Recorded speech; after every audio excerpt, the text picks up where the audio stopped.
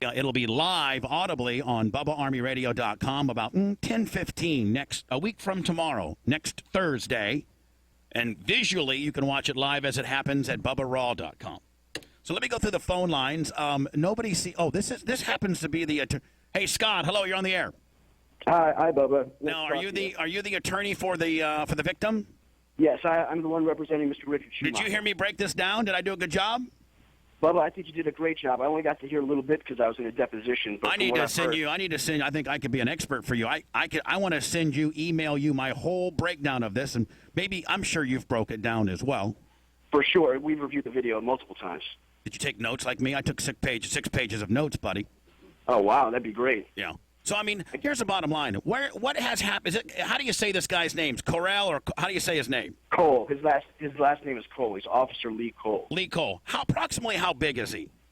Well, he's a big guy. He's about 6'3". I think he's an ex-college football player. All right, 6'3", maybe 240, 230. Yeah, he's in shape. He's no slouch. That's now, for sure. Have you done anything like in Discovery to weigh him with his full utility belt on and stuff like that, so that you could see how much pressure was actually applied to your client's, back of the neck? Well, not yet, Bubba. We just started the case about a couple weeks ago.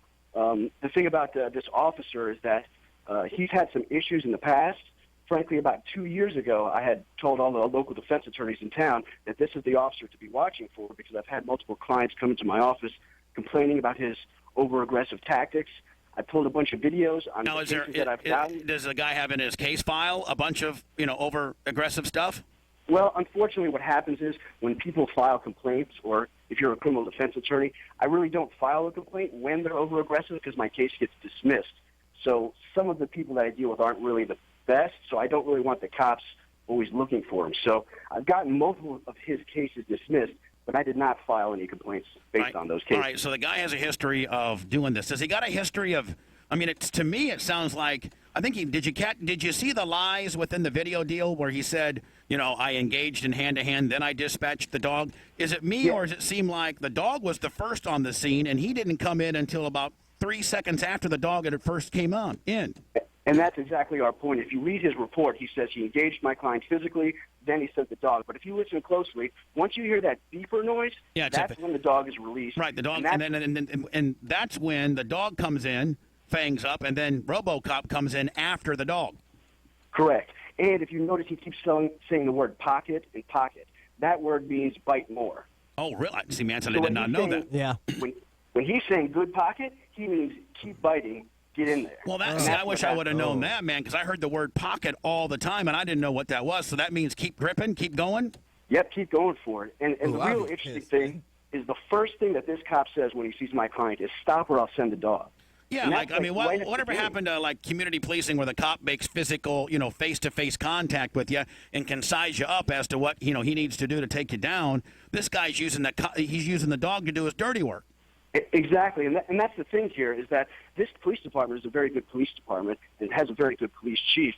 But what happens is you get one rogue cop like this, and it ruins it for everybody. Listen, I've done fundraisers for Charlotte County, and I have nothing but respect for all. There's nobody more pro-Leo than me, period.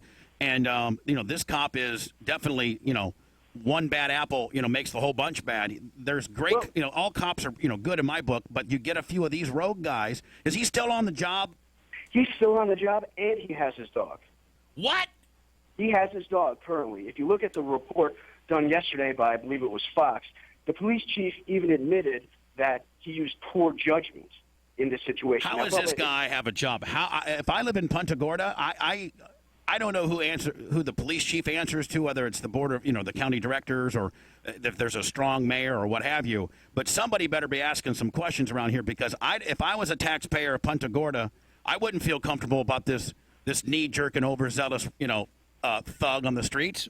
Of course. I work in that town. I mean, this is not just about making my client money. This is about doing the right thing. And the problem is the police chief, the state attorney, nobody is doing the right thing. We all know this cop is bad, and nobody's doing anything about it. How does the state attorney not step in? Well, do we even have to ask that question? Why doesn't the state attorney step in? Right? Yeah. There you go. Well, I can't really say anything bad about the state attorney. They do their job. They didn't feel it was necessary in this situation. However, 20, 30 years ago, people in the government would see something bad and say something. Hey, can I play something from our state attorney, and you tell me what you think about this being an attorney? Will you listen to this? Yes. Will you listen to this? Hold on. In this case, you said your office deemed it a crime, but in fact, a jury determined that it wasn't a crime, correct? So a jury, determined that something wasn't a crime, okay? This is what our state attorney says. You want to hear that? Hold on. Well, we can get very philosophical if you choose to. The jury verdict says not guilty. Yes, sir. It doesn't say innocent. How could the state attorney absolutely go against the fundamental right of what the system is based on? How could a state attorney say that, buddy? Well, frankly, the state attorney's office and sheriff's departments have become too close together. It used to be the state attorney's office would be a check on the power of the police department. Now the state attorney's office in all of Florida is God. They They play God, and they even talk down to the cops, but then sometimes they cover the cops' ass, like in this deal. This is ridiculous. I can't believe this guy's I hope your client gets his ass paid. I hope he makes all the money in the world, and I hope this guy gets fired. I hope he gets fired as well. I mean, ultimately, our main goal is to have this officer not on the street with this dangerous weapon. He is admitted to have made a bad decision with a weapon. If you or I made a bad decision with a weapon, Bubba, we'd be going to prison right now. Or dead. Or dead. I mean, if you make a bad decision with a weapon, like pointed at the wrong person or something like that, they're going to go ahead and blast you, as they should. But a turnabout has to be fair play. When they go over the top, and just can't be sweep underneath the rug and next guy takes care of the next guy. Something's got to be done here. Do you think because we brought it up yesterday and now we've maybe brought some, I've spent 2.5 hours talking about this on our nationally syndicated show. Do you think that might put some added pressure on this police chief? Well, I know the police chief. He's a very good guy, but I think the more publicity this gets, the more likely that this officer will no longer be able to hurt anybody else. He needs to resign immediately. He needs to apologize to your. Now they're saying that your client wanted at the time. I want to make sure that I get that I turn. That No, I he was not. At that point, he had no outstanding warrants. No, he was not wanted. The day before, did he have to register for some kind of crime that he did before? Or was he in? He was on probation. He was on probation. But he's on probation. But riding a bicycle. Was a Friday night. But riding a bicycle with no light on it's not a violation of probation, is it? Not at all. Not at all. Listen, my client doesn't have the best criminal history, but he's still a human being. No, absolutely. And listen, I agree with you, sir. I mean, if the only thing he's guilty of is he's on probation and he's riding a bike with no light on it, and so he's drunk, who cares? That doesn't give anybody the right to do this, period. I agree. And if you look at the officer's tone, the first thing he says is, "Stop or I'll send the dog." Yeah, the dog was option one. That was the first option the cop ever gave, and that can't be. Hey, Scott, can I put you on hold so that we can keep in touch and you can keep me up to date? Sure, that would be great. All right, man. Thank you, buddy. Thank you, Bubba. I appreciate it. Thank you, sir. I got Leo. Leo calls him. This is Leo. Leo Louie. Yeah, I'm on protection. Yeah, Leo Louie. Are you a police officer? Yes, I work for the PUNTA GORDA Police Department. Oh, okay, go ahead. And the buzz around the precinct is word on the street. This officer was parked behind a quick stop after purchasing a 32-ounce jar of Skippy peanut butter. Oh, so you're saying... I'm on protection. Yeah, you're on protection. What's your name, Leo Louie? No, yeah, Leo Louie. Yeah, right. I'm on protection. Yeah, you're on protection. Go ahead, Louie. Rumor has it, allegedly, supposedly, that this officer was playing the peanut butter game. Right. And this guy on the bike busted him. Oh, so the guy on the bike's like, I just caught you playing the peanut butter game with Rover. I'm going to tell everybody. Exactly. And that's what the boys on the street are saying? Yeah, okay, I'm on protection. Yeah, you're on protection, Louie. Go ahead. Asked for the medical charts. There was peanuts all in his wounds, man. Oh, really? I gotta go. I gotta go tase some jaywalkers. I gotta tase some jaywalkers. 25. Maybe we can get Zach or the next guy that we offered to call back and get their, based on how we broke this down. They're both current Leo. If you need protection, simply ask. I'll put you on protection like Louie from the actual agency called. Ned, I don't know if you heard the call or not, but a big whodunit with Officer Cole. He might have been playing the peanut butter game, they're saying. Oh, it figures. Yeah, exactly. Freddie, go ahead. Hey, Bubba, Yes. I got something for you, brother. If you Yeah. could just walk over and drop the mic at the sheriff's department after you tell them this. What's Okay? that, Freddie? Sheriff Chris Blair lost his job, got arrested for a false statement. This guy puts out a false statement and keeps his job. You know what? Chris Blair, the sheriff of Marion County, got indicted, and the U.S. Marshals came in and put him in his own jail for making a false statement as the sheriff. Exactly And right. this guy made 3 false statements just in the video alone. Great, you know what? Exactly right. Freddie, I didn't think that you'd have a drop the mic moment, but damn it, you did, buddy. Freddie, full white trash. Yeah, I I'm didn't going to tell expect you that. right now, you're going to be able to go to Sheriff's Department and drop that mic. Usually when white trash tell you you're going to be able to drop the mic, you don't have to. Steve, hello. Hey, Bubba. Yes, sir. Go ahead. Hey, one of the things I wanted to tell you, I don't think you're aware of, these bite dogs, when they bite down, they bite with so much force that they break their canines in their mouth. So a lot of the law enforcement agencies in Florida will have them replaced with titanium teeth. What? They come in like the guy, like the Jaws deal from 007. They come in with titaniums. Correct. The guy 25. You're like, man, that dog's got a grill on him, dog. I mean, he would.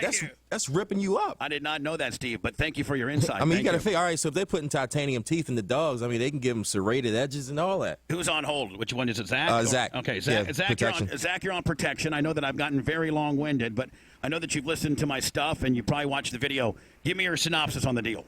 Synopsis is he was too quick to go to the dog. Dog, apparently, based on all the evidence you went over today on your show and the couple of things I was able to search, should have been a tertiary use of force. It should have been the third or fourth thing he went to. Obviously, the guy has a severe lack of training, or he has one of these god complexes, as most cops get, and he's, it's of no surprise to me in any way that the guy has a history. After seeing what I saw and heard what you said, I stand by my example. You show 100 officers, and the attorney you just had on the phone, you show 100 officers this information, allow them to make a judgment with a, would you do this or not? All of them would say, no, wrong use of force. But now, Zach, let me ask you a question. Why is the state attorney not doing anything when just on the video alone he contradicts himself almost on the point of lying on 2 different times, maybe 3 different times on the video? Why does the state attorney, why would you stick up for this guy? I mean, it's so over the top. It's not even like a 50-50 whodunit. This is an ironclad 100%. This guy went way overboard. Why would the state attorney not do the right thing here? Well, the reason that I think it wouldn't do the right thing is you got to remember there's something called a CLEO, and the chief law enforcement officer of the land of Florida is, in fact, the state attorney's office. No, I know that. Trust me, I know that. And with that being said, you have to realize whether you want to like it or not, you're going after one of their own.